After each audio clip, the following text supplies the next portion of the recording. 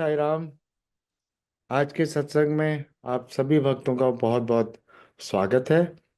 And पिछले हफ्ते की तरह इस हफ्ते भी ये सत्संग मैं शिरडी साई वानी से लाइब्रेरी से नो होस्ट कर रहा हूँ, कंडक्ट कर रहा हूँ। तो मुझे बहुत ही प्रसन्नता प्राप्त हो रही है इसके लिए। सबसे पहले तो आप सभी भक्तों को नए साल की बहुत बहुत शुभकामनाएं। Happy new year to all of you. May Baba shower his choicest blessings for 2025 to all the bhaktas here and around the world. So with this हम शुरू करते हैं आज के सत्संग को, जिसमें कि हमारे साथ में सुमीत पौंडा भाई जी हर साल हर हफ्ते की तरह चलिए हर साल भी हो जाएगा। क्यों भाई जी, एक साल से ऊपर तो हो ही गया मुझे लगता है। तो ओम साई सभी को बहुत बहुत शुभकामनाएं 2025 की। लगता है मुझे, मेरे ख्याल में मार्च से हो जाएगा लगभग एक आध साल। अच्छा, मार्च से हो जाएगा। हमारी आपकी पहली मुलाकात फरवरी में हुई थी। अभी मैं आपको, हाँ, यहाँ पर एक वो दिखाता हूँ बाबा का चमत्कार, ये साई देखिए। राम भाई जी, साई राम। जी साई राम। राहुल कैसे हैं? बहुत अच्छे हैं भाई जी, आप बताइए, वाह। आप कैसे हैं? बस बस बाबा की बड़ी कृपा है, बड़ी कृपा अच्छा है। लगा आपको देख के। मुझे भी बहुत अच्छा लगा। जी राहुल जी यहाँ पर साईवानी लाइब्रेरी में डेली आकर एंड काफी टाइम स्पेंड करते हैं। एंड जी।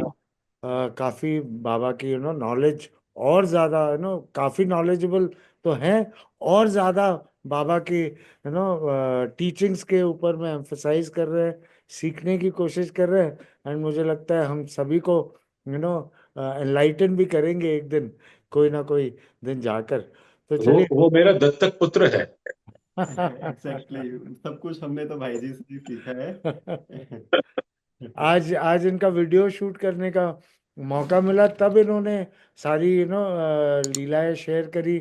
साई अमृत कथा के बारे में शेयर किया, 2016-18 कैसे जी। अमृत कथाएं हुई।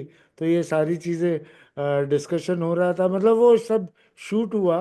तो तब मुझे इतना कुछ पता चला कि ये आपसे कनेक्टेड है। तो मैंने इनसे कहा कि आप रुको, सत्संग अटेंड करके ही फिर जाना अच्छा यहाँ से। तो इसीलिए यहाँ पर अभी भी उपस्थित है। तो जी चलिए जी जी। आज का सत्संग शुरू करेंगे।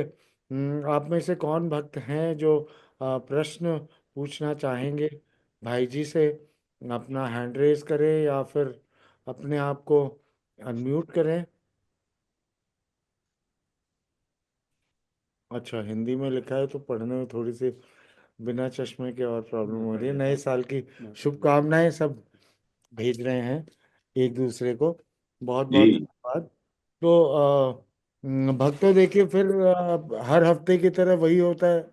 लास्ट में मुझे 8:40 पे आप सबसे क्षमा मांगनी पड़ती है कि भाई समय समाप्त हो गया है एंड आपके हैंड रेज रहते हैं। तो क्यों ना आप पहले से ही अपना प्रश्न डाल दें ताकि हम शुरू कर सके।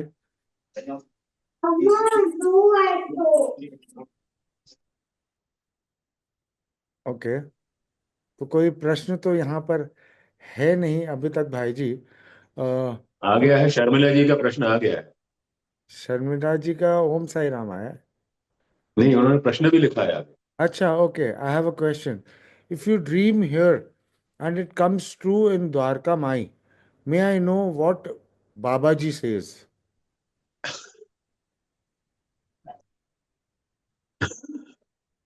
मुझे तो क्वेश्चन नहीं समझ में। I have a question. If you dream here and it comes true in Dwarka Mai, how I know what Baba ji says? भाई जी कृपया इसको जी। address कीजिए प्लीज। हाँ जी। मेरे अंदर बैठे साईं का, आप सभी के अंदर बैठे साईं को अभिवादन, अभिनंदन, आलिंगन और नमन। सभी को ये नववर्ष बहुत बहुत शुभ हो। बाबा की कृपा सब पर बनी रहे और आप सभी जो हैं वो बहुत खुशहाल रहें, ये कामना है। शर्मिला जी, आपका जो प्रश्न है वो एक बड़ा मिनट सटीक इंटरप्ट एक प्रश्न मिनट है। इंटरप्ट करूंगा आपको।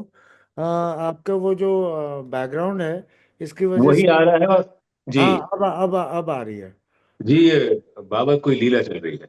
हाँ, बाबा अपने आप को ही दिखाना चाह रहे हैं। जी आप जी जी। कह रहे थे। जी, तो please. Sharmila ji, your your question is very cryptic. इसमें बहुत सारे अर्थ छिपे हुए हैं आपके।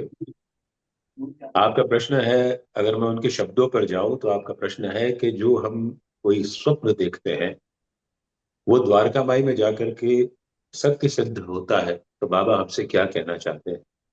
Correct me if I am wrong, अगर मैंने इसका तर्जुमा अनुवाद में कहीं कोई गड़बड़ कर दी हो तो। हम लोग बहुत कुछ इच्छाएं रखते हैं, बहुत कुछ स्वप्न देखते हैं, जो कभी बंद आंखों से देखते हैं और कभी हम खुली आंखों से देखते हैं।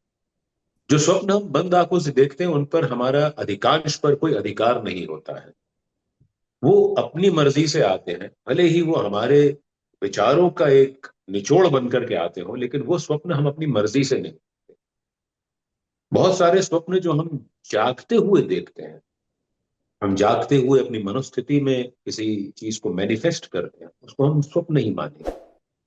और वो बाबा की कृपा से पूरा हो जाता है, वो द्वारका माई में पूरा हो जाता है, क्योंकि द्वारका माई बाबा का वो स्थान है जहां पर श्री साईं सच्चरित्र में लिखा भी हुआ है कि वहां पर अपनी योग्यता के अनुसार भक्तों को धर्म, अर्थ, काम और मोक्ष की प्राप्ति होती है। तो द्वारका माई का नाम ही द्वारका इसलिए रखा गया था कि वो उसमें श्री कृष्ण की द्वारका की ये सारी की सारी उपलब्धियां मिल सकती हैं, जो कृष्ण की द्वारका में जाने से मिलती है। हमारे गुजराती में कहा है, कहावत है एक, कि संत द्वारका पहुंची गयो। તમને પણ તમે ગુજરાતી છો, તમને ખ્યાલમાં આવશે કે સંતને દ્વારકા પહોંચતા બહુ અઘરું લાગે ને પછી જયારે પહોંચી જાય તો બહુ એની એક ઉપલબ્ધિ ગણાય એને।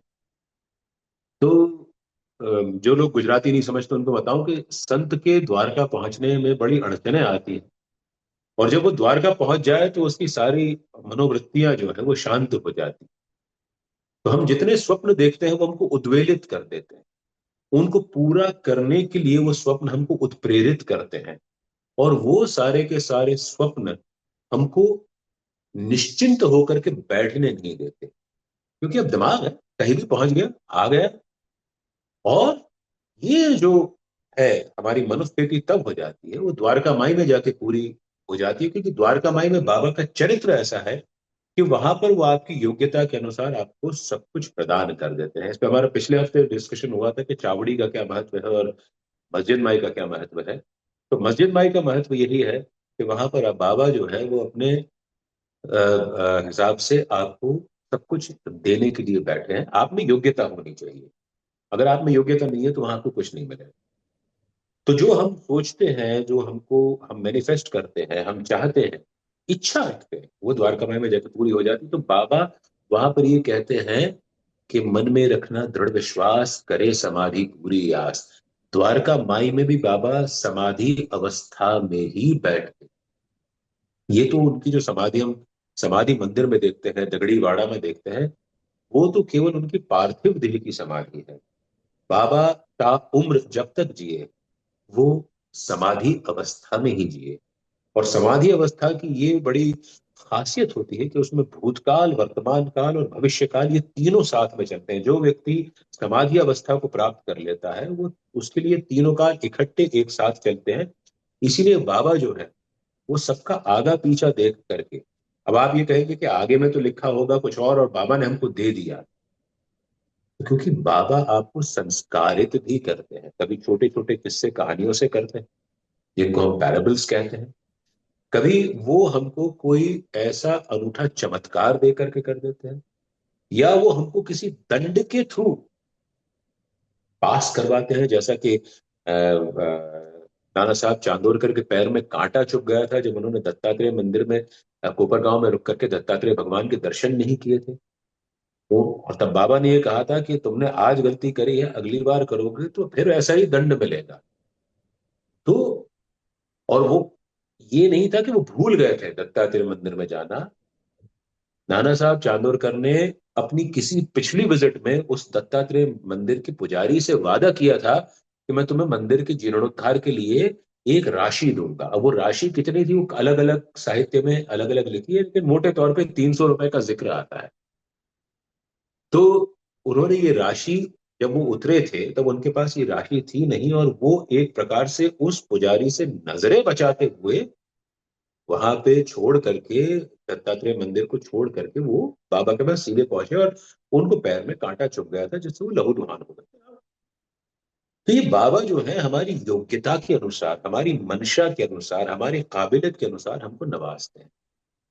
तो द्वारका माई में बैठ करके बाबा यही कहते हैं कि मैं यहां बैठ करके तुम्हारी सारी मनोकामनाएं पूर्ण कर दूंगा। मेरे शब्द सदैव अर्थपूर्ण होंगे, कोई थोथे पोचे नहीं। हमें बाबा के शब्दों पर विश्वास करना चाहिए। द्वारका माई में जाने से पहले हम अपनी काबिलियत को बढ़ाएं, अपनी डिजर्वेडनेस को बढ़ाएं, अपनी योग्यता को बढ़ाएं, और फिर हम बाबा के पास कुछ मांगे। तो आपके प्रश्न का सार मेरी नजर में यही आता है कि बाबा देने को आतुर बैठे हैं। हमें स्वप्न भी वही देते हैं, स्वप्नों को पूरा करने की ताकत भी वही देते हैं, हमारे अंदर योग्यता का संचार भी वही करते हैं, भले अलग अलग रास्तों से करते हैं। और फिर वहां ले जाकर के हमें वो देते हैं जिसके हम अधिकारी हैं। तो बाबा के शब्दों पर सदैव विश्वास रखिए, तभी उनके शब्द गलत नहीं होंगे।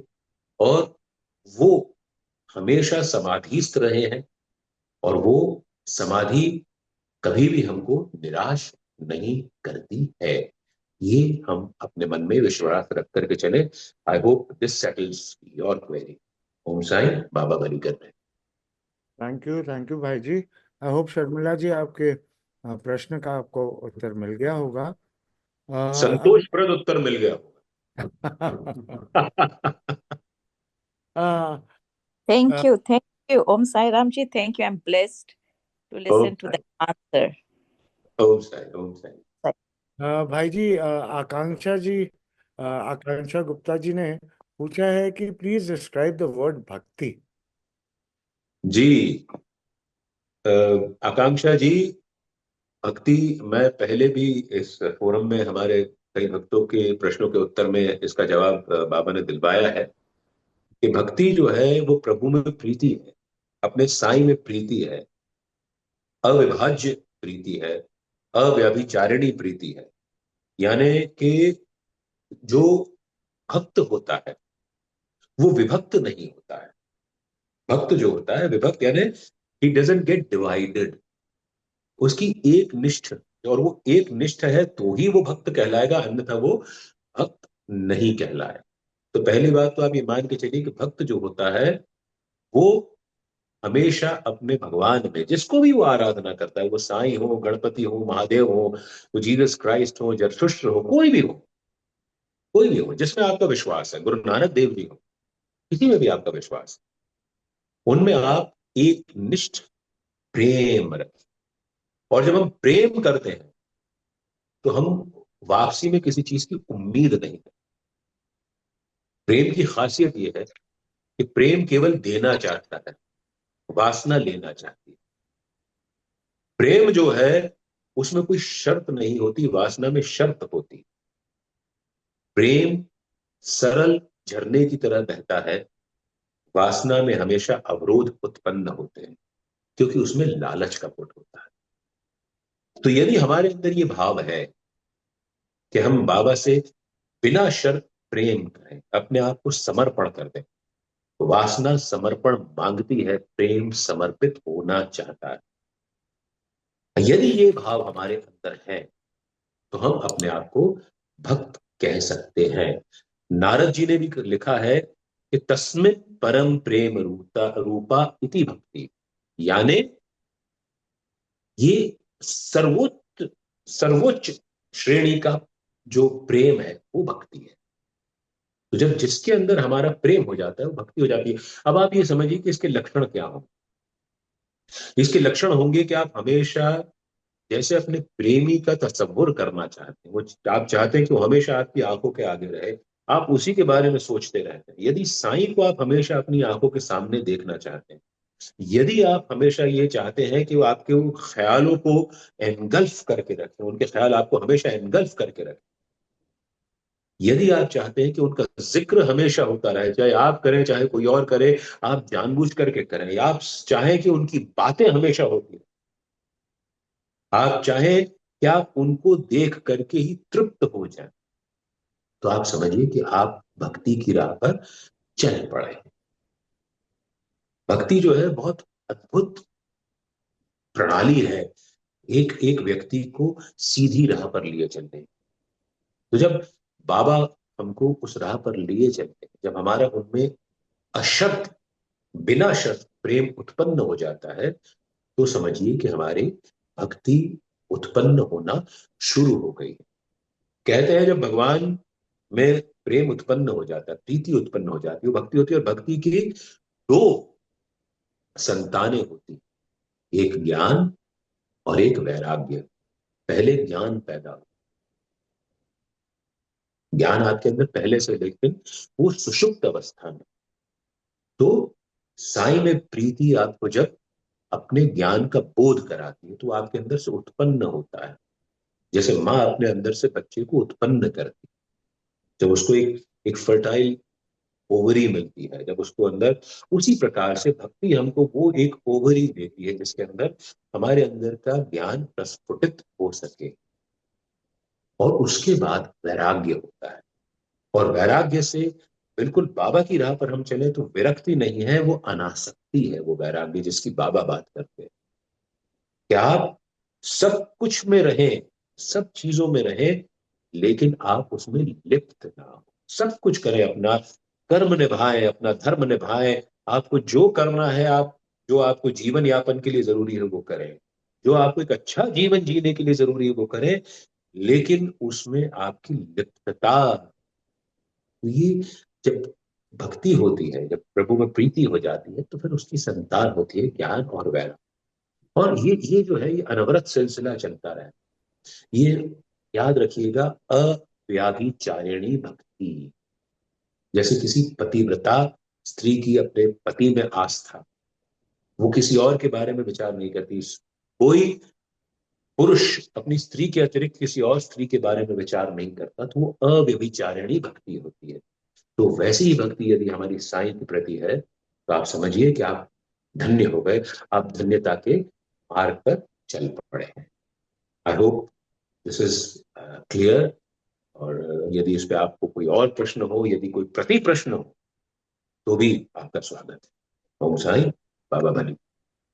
जी भाई जी, मुझे इसमें भक्ति में थोड़ा सा और बताएं कि ज्ञान मतलब कैसा ज्ञान हमें होना चाहिए। आपने श्री साईं सच्चरित्र पढ़ा है? जी। उसमें एक अध्याय में एक किस्सा आता है, नाना साहब चांदोरकर को बाबा ने गीता के श्लोक के बारे में बतलाया था।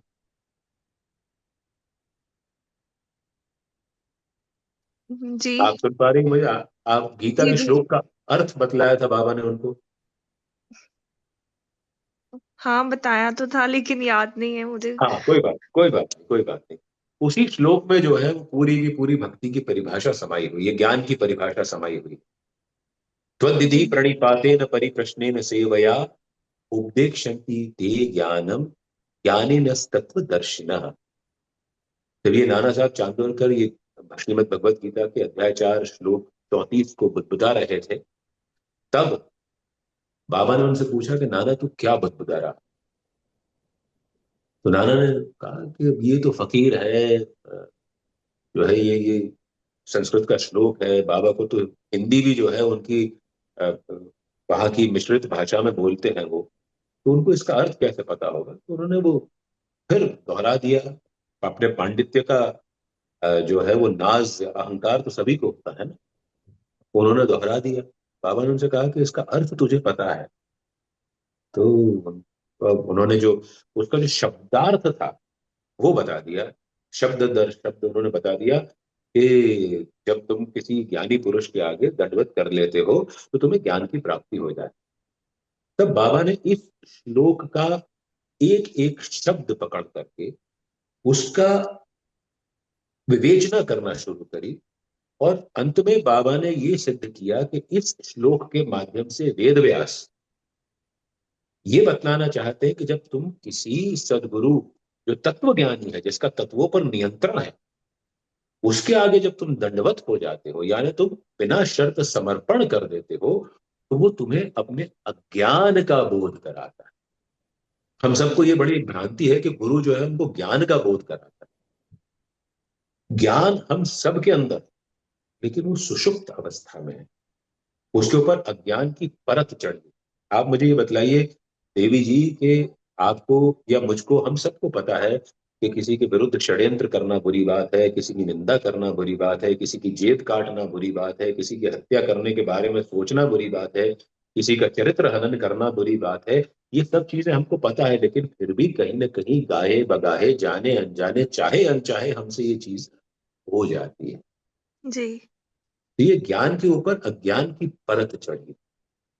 तो साईं जैसे सदगुरु हैं, वो हमको उस रास्ते पर लिए चलते हैं जहां वो हमको दर्पण दिखाते हैं, जहां जहां वो हमें अंदर देखने को मजबूर करते हैं हमारे अंदर। तब हमें अपनी कमियां नजर आती हैं, और वो कमियां क्या होती है? वो अज्ञान के कारण चमकती हैं, जो ज्ञान को दबाए रखती हैं। और जैसे जैसे हमें अपनी कमियों का बोध होने लगता है, साईं की राह पर चलते हुए, उनकी उंगली पकड़ करते हुए, तो हमें लगता है कि नहीं यार, हम कहीं ना कहीं गलती कर रहे हैं। तब हम उस गलती को हटाने की बात करते हैं। वो जो हटाने की प्रक्रिया है, वो तब होती है जब हमें अपने अज्ञान का बोध हमारे साईं कराता है। और जैसे ही हमने उसको हटाने की प्रक्रिया प्रारंभ की, वैसे ही हमारे अंदर से ज्ञान फुटित हो जाता है। तो ये ज्ञान इस प्रकार से बाबा जो है उसको प्रज्वलित करते हैं, उसको दैदीप्यमान करते हैं, उसको चमकाते हैं, जब हमको अपने अज्ञान का बोध कराते हैं। तो ये जो है ना, उसकी भ्रांति है कि सदगुरु हमें ज्ञान देता है, वो ज्ञान नहीं देता, वो हमें अपने ज्ञान का बोध कराता है। और इसी श्लोक की विवेचना करते हुए बाबा ने नाना साहब चांदोरकर को ये बतलाया था कि वो गुरु जो है, हमें अपने तत्वज्ञानी पुरुष, जब हम बिना शर्त उसके आगे समर्पण कर लेते हैं, जब अपना अहंकार छोड़ देते हैं, तो वो हमको सब कुछ बताने लगता है कि जी हमारे अंदर क्या कमियां हैं। वो अज्ञान का बोध कराता है, ज्ञान नहीं देता। I hope this is clear. जी भाई जी। जी, जी। Thank you Om Sai. Sai, Om Sai. Thank you Akanksha ji. Thank you Bhai ji. काफी देर से सर्वज्ञ जी ने हैंड रेस कर रखा है। मैं रिक्वेस्ट करूंगा उन्हें अपने आप को अनम्यूट करें। ओम साई राम सुजय जी। ओम साई साई राम। राम भाई जी। मेरे ओम साई राम। धर्मपत्नी अन्नपूर्णा कुछ पूछना चाहती है भाई जी से। पहले मैं आपको बता दूं कि आपके नाम का जो अर्थ है वो बाबा है, जी जी जी। सर्वज्ञ, जी ओमनी प्रेजेंट, जी जी जी। हर जगह मौजूद। अब जी आपकी जी जी। धर्मपत्नी प्रश्न पूछ सकती है। भाई जी मेरा सवाल ये, जैसे कि हमारे जो मंदिर है घर का, जैसे कि हम लोग बाबा का पूजा हर हर दिन ही होता है। मतलब कि 12 महीने समझिए, कुछ ना कुछ कुछ पर्व हुआ, त्योहार हुआ, जैसे कि मूर्ति है, फोटो है, फूल वहां रखिए, अपने आप फूल नीचे, मतलब कि वो सिंहासन से गिरता है, कभी माता रानी के फोटो से गिरता, बहुत बार ऐसा हुआ है। तो मैं जानना जी चाहती हूँ, क्या भगवान, जैसे 1 जनवरी को हम लोग बाबा को तैयार किए थे, उनके सिंहासन पर हम लोग फूल रखा, हम लोग कोई नहीं छू, लेकिन अपने आप वो फूल, मतलब कि बोलते ना, गिर के सीधे बाबा के चरण पे आके वो फूल गिर गया। जी। हर बार ये हम लोग के साथ होता है। वो जी। 1 जनवरी को माता लक्ष्मी के फोटो से गिरा, दुर्गा माता के, अब बाबा का तो लगता है कि खुद ही फूल हम लोग को देते हैं वो। बस तो तो वही मैं लीजिए ना, जानना खुशी चाहती, मनाइए, आपके विश्वास को मजबूत कर रहे हैं, और आपके क्योंकि माध्यम से हम सबके विश्वास को मजबूत कर रहे हैं। ये हम लोग के घर में समझिए हर बार होता है, ये नया नहीं है, हर बार होता है। तो और अच्छा है, आप एक, बहुत भाग्यशाली हैं। है ना, तो बहुत और एक भाग्यशाली सवाल हैं। और है भाई जी, जैसे कि मेरे जो सपना थॉट बोलते हैं ना, ये कुछ होने वाला है या कुछ होगा या घटित होगा, ये बहुत बार, मतलब कि बहुत पहले ही हमको आता है, बहुत दिनों से ऐसा जी से कुछ होने वाला रहता है, या वो घटना घट जाता है, या घटने वाला वो चीज पता नहीं, मतलब कि बहुत पहले हमको ये आभास हो जाता है। जी जी जी। जब हमारे मन में कलुषित विचार कम होने लगते हैं और शुद्ध विचार बढ़ने लगते हैं, तो ऐसे आभास होना प्रारंभ हो जाते हैं। अभी देखिए, जैसे कि अभी मेरी मम्मी को 2 साल पहले अचानक से, और हमको ये बाबा सपना दिए थे, जी। बाबा ऐसे बैठे हुए थे, जैसे बाबा बैठते हैं ना, वो पत्थर के ऊपर पैर ऐसे करके हम्म। टीका लगा के वो बैठे हुए थे, और बाबा ना माला पकड़े हुए थे ऐसे करके, और वो जी पता नहीं वो बोल रहे आंख आंख या आग कुछ बोल रहे थे वो। और तुरंत इसके 2 दिन बाद मेरी मम्मी आग ताप रही थी, अचानक से वो पूरा उनका बॉडी बर्न हो गया। वो उन मतलब कि समझिए एक तरह से वो चली गई। जी जी जी। वही कभी सोचते हैं कि बाबा तो बताए थे कि ये होने वाला, लेकिन हम लोग लेकिन उस चीज को पकड़ नहीं पाए। अब आप ध्यान दीजिए बाबा क्या संकेत दे रहे हैं। नहीं मैं ये चीज हमेशा होता है, ऐसा मेरे साथ क्यों होता है? मैंने बहुत बहुत चीज मैं बहुत पहले देख लेती हूँ, बहुत मैंने पहले आपसे देख लेती हूँ। जी जी, मैंने आपसे ये कहा ना देवी जी कि आपने जितनी शिद्दत से आप बाबा की पूजा करती हैं, आपके पीछे जो बाबा का द्वारका माई का चित्र मुझे दिख रहा है, घर का जिसमें ही है। आपने बड़े बड़े मनोयोग से आपने उनको अष्टगंध से श्रृंगारित जी किया हुआ है। जी जी बड़े सुंदर दिख रहे हैं बाबा। जी तो जितने मनोयोग से आप बाबा को आप उनको सजाती हैं संवारती हैं, तो बाबा आपके मन में कलुषित विचार जो है, जो आपको हम लोगों को गलत राह पर ले जाते हैं, वो विचार आपके मन में कम उठते हैं। तो जब हमारे मन में कलुषित विचार कम उठते हैं, तो हमारा संपर्क हम्म इन पवित्र आत्माओं से और सुदृढ़ हो जाता है और उनके संकेत हमको मिलने लगते हैं। तो इसमें कोई बुरी बात नहीं है। आपके अंदर ये एक शक्ति बाबा ने दी है, इसका आप सदुपयोग करें। आप किसी और के बारे में भी यदि आपको ये संकेत मिलते हैं, तो आप उस व्यक्ति को आगाह कर दें, सावधान कर दें और बाबा की दी हुई इस शक्ति का दुरुपयोग कभी ना करें, इसका व्यवसायीकरण ना करें और इसके प्रति आप अपना अहंकार कभी भाव जागृत ना होते। तो यदि आपको बाबा ने शक्ति दी है तो परम कल्याण के लिए दी है। आपका भी कल्याण हो और आपके माध्यम से और लोगों का भी कल्याण हो, ये बाबा की कामना है, ऐसा मेरा मानना है। तो आप अपने मन में कलुषित विचारों को उनको दबा करके रखिए, अच्छे विचारों को प्रोत्साहित करिए और किसी का भला आपके माध्यम से हो तो बहुत अच्छा है। लेकिन वही जैसे बहुत लोग कहते हैं, कह रहे आपस से ही बोलते हो, ऐसा नहीं होता है, फूल नहीं गिरता, आपस से ही बोलते हो। लेकिन हम लोग क्या बोल मतलब कि हम लोग के मंदिर में हमेशा वो बाबा और कोई भी भगवान वो दिखाते कि हम हमेशा फूल, जैसे मैं फूल वहां रखी हूँ, वो फूल अपने आप ऐसे नीचे गिरता है। हम लोग अपने आंखों से देखते हैं ये चीज। तो अगर लोग बोलते हैं तो बोलने दीजिए, कुछ तो लोग कहेंगे, लोगों का काम है कहना। छोड़ो बेकार की बातों में कहीं बीत न जाए रहना। वही बात है। आपको आपको किसी का वैलिडेशन क्यों चाहिए? हम्म आप किसी को बताइए भी मत कि आपके यहाँ फूल गिर रहा है। हम्म आप किसी को मत बताइए। ये आपके और बाबा के बीच नितांत व्यक्तिगत मामला है। आप उसकी खुशियां बनाइए, बाबा ने आपको अनुग्रहित किया है और आप अपने आप को कृतार्थ फील करिए इस बात को लेकर। इसलिए देखिए भाई जी, कुछ भी होता है हम लोग के जीवन में दुख सुख तो लगा रहता है। अभी मतलब कि ऐसा भी था 2024 बहुत स्ट्रगल वाला हम लोग का था, जी बहुत ही स्ट्रगल था। मतलब कभी कभी ऐसा लगता था कि अब कुछ नहीं बचा, अब सब कुछ खत्म हो गया, अब कहाँ से क्या रास्ता खुलेगा, कुछ ही समझ में नहीं आ रहा था। मतलब एक समझिए और एक खुल जाता मतलब चारों तरफ से रास्ता बंद था, अचानक से ऐसा रास्ता खुला कि पूरा टेंशन बाबा ने खत्म ही कर दिया। कहीं बस। से कुछ भी नहीं आ रहा था, कुछ भी नहीं आ रहा था। लेकिन बहुत मुश्किल था। एक समय ऐसा कि हम वही बोलते थे, बाबा आप सब देख रहे हो, कुछ तो करो, कुछ तो कर ले। हम उन्हीं पर छोड़ दिया, अब जो करना आप समझो, आगे क्या रास्ता होगा, कैसे निकालना आप निकालिए। हम लोग एकदम उन पे छोड़ चुके थे कि अब कुछ नहीं है। चारों तरफ से रास्ता बंद था, हम लोग कहीं रास्ता ही नहीं खुल रहा था। ठीक है ना, आप बिल्कुल जी, चिंता मत करिए, अच्छा होता है। बाबा अपने भक्तों की, प्रिय भक्तों की तो बहुत परीक्षा लेते हैं। तो ये तो बाबा भाई जी अच्छा है कि मुझे फूल हम लोग को बाबा बरसाते हैं। मतलब कि क्या बोलूं, मतलब कि बहुत ही अच्छा हम लोग साक्षात देखते हैं कि बाबा फूल दे रहे हैं। बाबा मतलब कि सिंहासन से फूल गिराते हैं अपने अपने मुकुट के ऊपर, अपने ऊपर, मतलब कि पूरा फोटो ही उनके ऊपर से हम लोग को फूल मिलता है उनके माध्यम से, हम लोग के घर के मंदिर में। और हमें आपके माध्यम से ये अमृत की बूंदें मिल रही हैं कि बाबा साक्षात हैं और मुझे सदा जीवित ही जानो, अनुभव करो सत्य वो पहचान। सत्य आपको पहचान अनुभव दे रहे वो जी, तो है भाई जी, हम मैं लोग को बहुत कहना अनुभव। चाहूंगा समय का अभाव है। आपका प्रश्न कोई भी नहीं है, तो काफी प्रश्न चैट बॉक्स में है, तो क्षमा चाहूंगा। हम प्रश्न लेना चाहेंगे, क्योंकि क्या है भाई जी, यहाँ पर हमारे मन के डाउट्स को क्लियर करने में हेल्प करते हैं।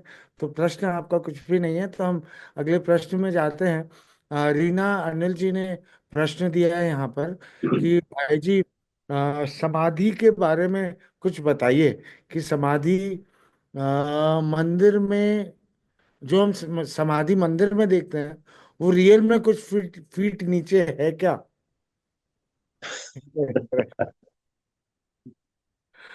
देखिए, नेचुरली वो जो समाधि है जो हमको दिखती है, उससे नीचे ही बाबा है। उससे नीचे ही बाबा है, करीब 7-8 फुट नीचे बाबा का जो देह है उसको वहां पर आराम दिया गया है। तो नेचुरली बाबा वहीं पर है, लेकिन वो समाधि प्रतीक स्वरूप ऊपर, उसके ऊपर जो चबूतरा बनाया गया है, और उसी को हम लोग सब वहां पर छूते हैं और बाबा के होने का अनुभव करते हैं। तो ये बिल्कुल सत्य बात है कि बाबा को एक गहरा गड्ढा कर करके वहां पर उनको समाधि दी गई थी। ये बिल्कुल आपका कहना सही है, आपने जहां भी पढ़ा है सही पढ़ा है। थैंक यू भाई जी। प्रज्ञा जी का अगला प्रश्न है। ओम Sai Ram. Bhai ji, how to convince people to believe in Sai? Noticed some people only want Sai help them to complete any materialistic work. If the work is not done, they blame Sai that work is not done. See, insofar as I am concerned, I do not actually try and convince people about what Sai is. ये मैंने देखा है इतने सालों में बाबा की राह पर चलते हुए कि हम लोगों ने, हम में से अधिकांश ने बाबा को अपनी इच्छा पूर्ति का माध्यम बना रखा। For most of us, Sai is merely a wish fulfilling deity। और ये अधिकांश इच्छाएं में से मटीरियलिस्टिक होती है, भौतिक होती है। हमें उनसे चाहिए होता है, लेकिन हमें उनसे वो चाहिए होता है जो हमें, जिसकी इच्छा है। साईं को किस चीज की इच्छा है वो हम कभी उनसे नहीं पूछते।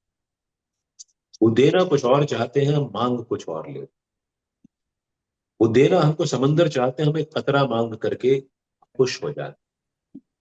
तभी तो श्री साईं सच्चरित्र में एक अध्याय में जिक्र आता है कि बाबा बड़े दुखी हैं, द्वारकामाई में बैठे हैं अपने एक भक्त के साथ और कहते हैं कि यहाँ मेरे पास हर कोई सब कुछ मांगने आता है।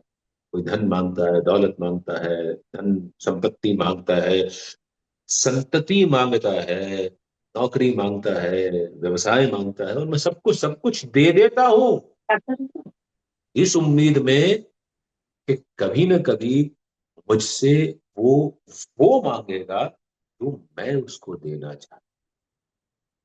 तो बाबा आगे जोड़ते हैं कि मेरे सरकार का खजाना तो भरा पड़ा है कोई माई का लाल जो आए और गाड़ियां भर भर के ले जाए।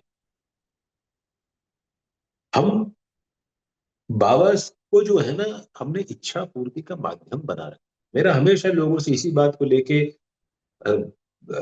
विवाद होता है, और मैं स्वयं इस राह से गुजरा हूं, क्योंकि जो ये बाबा मुझसे जो अनुभव आपसे शेयर कराते हैं, ये जो आपके प्रश्नों के जिज्ञासाओं का उत्तर दिलवाते हैं, या बाबा कथा के दौरान मुझसे कहलवाते हैं, इसमें ऐसी कोई भी बात नहीं है जो मेरे अनुभव में ना आई हो। मैंने स्वयं उनको विश फुलफिलिंग डेटी माना है, और वहीं से आगे बढ़ बढ़ करके बाबा ने मुझे एहसास कराया कि तुम गलत मांगते हो, मैं तुमको कुछ और देना चाहता हूं लेकिन तुम कुछ और मांगते हो। तब ऐसा लगता है कि अब उनसे मांगना नहीं, वो जो देना चाहते हैं वो ले लो।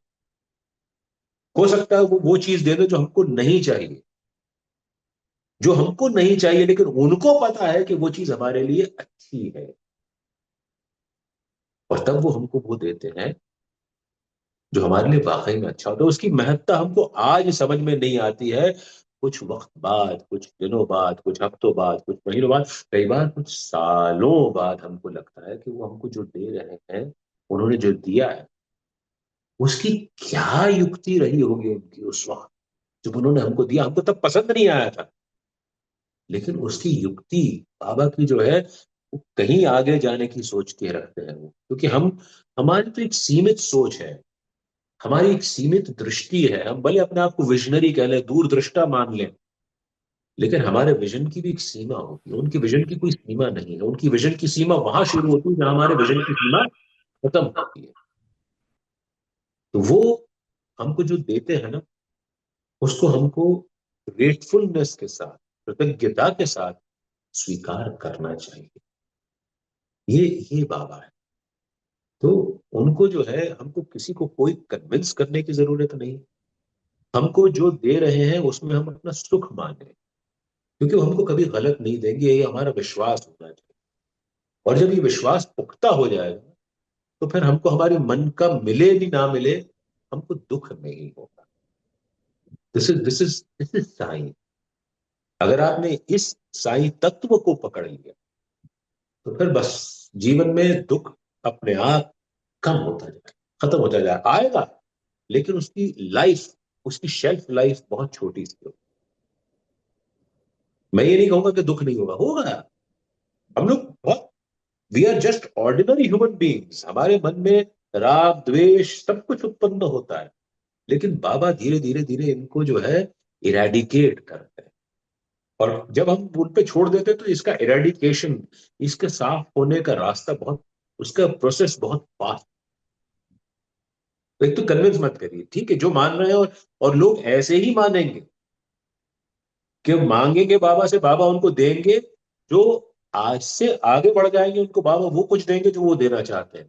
बाकी नहीं तो फिर आप तो गाड़ी मांगो, घोड़ा मांगो, प्राइवेट जेट मांग लो, और ये सारी चीजें मांग लो, तो काम उसका कोई अंत नहीं है। सारी चीजें होती नहीं, लेकिन आपको वो नहीं मिलेगा जो बाबा देना चाहते। So leave it to him, leave it to him. I know it is that difficult, but at least try तो करो, ईमानदारी से ट्राई करो, कोशिश करो। कहीं ना कहीं तो practice makes a man perfect, practice makes one perfect. तो गो है, प्रैक्टिस करिए, और किसी को कन्विंस मत कराइए बाबा मेरा है और बहुत अच्छा है, मेरे लिए दुनिया है, वो तो बात खत्म। That's about it. Thank you Bhai ji. I hope Pragya ji your question has been answered. Thank you very much, Bhaiji. Om Sai Ram. Om Sai ji, Om Sai ji. Yeah, I went into argument with that person क्योंकि वो बोल रहे मेरे को जॉब नहीं मिला तो मैं बाबा को नहीं मानूंगा। तो मैंने कहा okay, don't believe in Baba, but don't say don't blame Baba. That's what बहुत नहीं, आर्ग्यूमेंट्स हो ब्लेम गए। करने दो, ब्लेम करने दो, अच्छा है, उनका मन हल्का हो जाएगा। Yeah. और देखिए, आप मुझे बताइए, हम अपने घर में पति पत्नी एक दूसरे को ब्लेम करते रहते हैं, वो इसलिए नहीं करते हैं ना कि हम उनसे कोई रिश्ता नहीं रखना चाहते। हम इसलिए रखना, उनको ब्लेम करते हैं या उनको सुधारने की कोशिश करते हैं कि कहीं ना कहीं हमको उनके साथ रहना। तो बाबा को भी ब्लेम करने दो, वो बाबा के साथ रहना चाहते हैं और बाबा भी उनको साथ रखना चाहते हैं, लेकिन बाबा उनको जो है ना, वो ऐसे ऐसे रास्तों से ले जाते हैं, सीधे रास्ते से साईं के साथ नहीं चल पाओ, वो आड़े टेढ़े रास्ते ही ले जाएंगे। तो डोंट वरी, उनको भी आप कन्विंस मत करिए। उनको कहना ना बाबा ने किया, हाँ ठीक है बाबा ने किया, लेकिन इसमें तुम्हारा भला कुछ आगे आएगा, ये तुमको आज नहीं दिख रहा। आप उनको ये बात कह दोगे, वो कन्विंस हो जाएगा। ठीक है। यस, जी जी। Thank you. ओम साई राम। ओम साई, ओम साई। भाई जी एक आखिरी प्रश्न आज का लेते हैं। जी लिलीमा वो पूछती हैं कि साईराम भाई जी, मैं बाबा बाबा को पूजा करती हूँ, बाबा को हमेशा याद करती हूँ, फिर भी मुझे ऐसा लगता है मेरी भक्ति में कुछ कमी है। मेरा सोचना सही है या गलत है मुझे पता नहीं है। भाई जी ये मुझे समझाइए, ये सही है या गलत। देखिए, भक्ति जो है, इट हैज नो बैरियर्स। उसको आप कभी माप नहीं सकते। भक्ति अमाप होगी, it can never be measured. तो इसलिए हम ये मान के चलें कि एज अ भक्त we will always fall short. इसलिए हमें अपने आप को लगातार सुधारने की कोशिश करते रहना चाहिए। अपने अंदर साईं तत्व को जितना समा सके उतना समाने की कोशिश करते रहना चाहिए। तो हम खुद परिष्कृत होंगे, हम परिष्कृत होंगे, हम बेटर बनेंगे, हम इवॉल्व। अपने आप को कम समझ रहे हैं, बहुत अच्छी बात है, लेकिन कम समझ करके अपने आप को इंफीरियर मत समझिए, ना अपने आप को बहुत परिष्कृत समझ के सुपीरियर समझिए। इट इज भक्ति जो है वो समय कंटिन्यूस इवॉल्व होने का प्रोसेस है, और आप इवॉल्व होंगे। बस ये मैं आपसे कहना चाहूँ। ओम साई। Thank you Bhai ji. एक आखिरी प्रश्न और ले लेते हैं। जी श्वेता गुप्ता जी ने एक रिक्वेस्ट भेजी है, शी वांट्स जी टू आस्क वन क्वेश्चन। तो जी, श्वेता जी, अपने आप को अनम्यूट कीजिए एंड अपना प्रश्न पूछिए please. Yes, am I audible? Yes, absolutely. But not visible. No, I can't put on my video due to some reason. No worries. Yes. Pranam Bhai ji, Om Sai Ram. Om Sai Shweta ji. Thank you so much for giving me this opportunity. And definitely, Baba has connected me to you at this particular moment. I had no clue that this session is going to happen today. So maybe, to clarify this question, first of all, Saiji, Baba, Bhaiji, actually what happened in the month of June, we lost our pet named Olive. जी And definitely, we know that he is in higher realms now and with Baba, with so many indications. And Baba flows through everything in my home. There is no doubt about it. And I can feel his presence everywhere and everything. So my son, who used to be, who used to believe and, have a very big faith in Baba, not a, devotee or this thing because he's very small at that age and stage, but he has lost complete, this thing. He's very humble human being, a very good person at heart. But, he argues and he has a lot of resistance that why do you still, do a lot of puja for Baba and, have still faith in him. He has taken Olive with no, this thing, intimation or something like that. Just one small disease and Olive has left us. So I know that, he will realize with the time span and everything, but how to make him calm, at this moment when he totally gives up with the patients and he, have this kind of argument.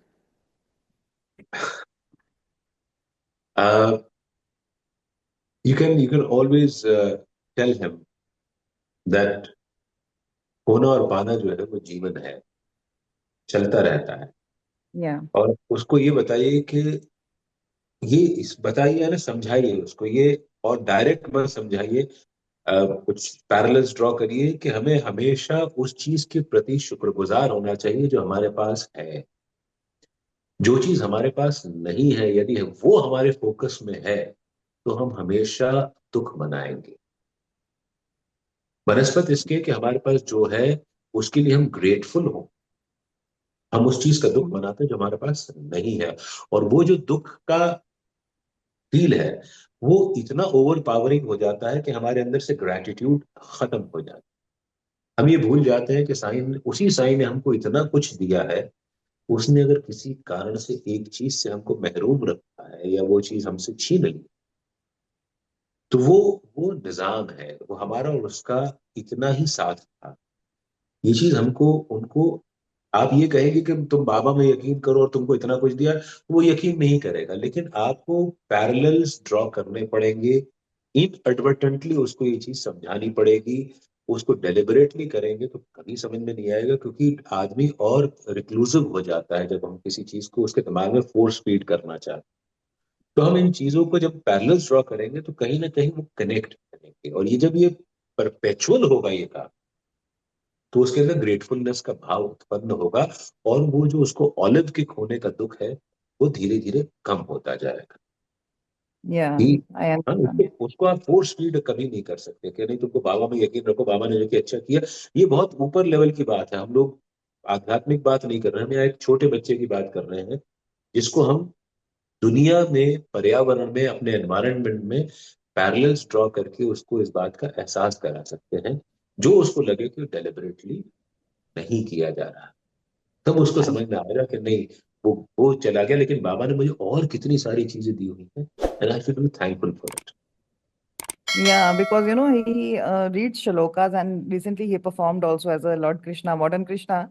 He has a better knowledge than us, in spiritual growth. But जी ये वाला जो आता है चीज, ये जो हुआ है उसके बाद में I have seen a big drastic change in his attitude towards spirituality.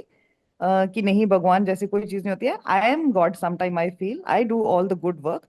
But what has great, he has done to our this thing. तो फिर मैं वो gratitude practice is absolutely on 24/7 in our home. Ji But I ji will ji still, try my level best to draw the अगर parallels. वो होगा, देखिए क्या होता है, बहुत कई बार जो होता है हम लोग बहुत वो एक ट्रॉमा वाली सिचुएशन होती है, वो ट्रॉमा वाली Yes, सिचुएशन धीरे धीरे ही रिसीड करती है।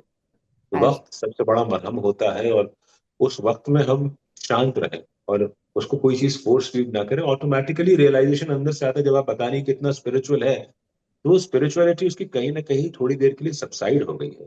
It hasn't and vanished, it hasn't yeah. Vanished.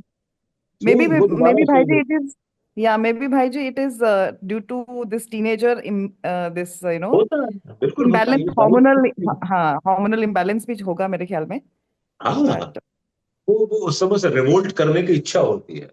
yes, yes, वो समय है, निकल जाएगा automatically. Just have to yeah, be patient with him. yeah, I know, I know. Keep showering सबूरी your रखिए, blessings. सबूरी। Yes, yes, keep जी showering your blessings on us, Baba Bhaiji. Thank you जी so much. Baba bless okay, you, Baba Bhaiji. Bahubali के। Thank you Shweta ji. Thank you Bhai ji. हर हफ्ते की तरह इस हफ्ते भी आपने आकर यहाँ पर सेवा दी, उसके लिए आपको कोटि कोटि नमन और प्रणाम और बाबा को नमन, प्रणाम और धन्यवाद भी बाबा को। जी, थैंक यू। तो अगर बाबा की इच्छा रही तो अगले हफ्ते फिर जी अ, बाबा ने चाहा तो जरूर।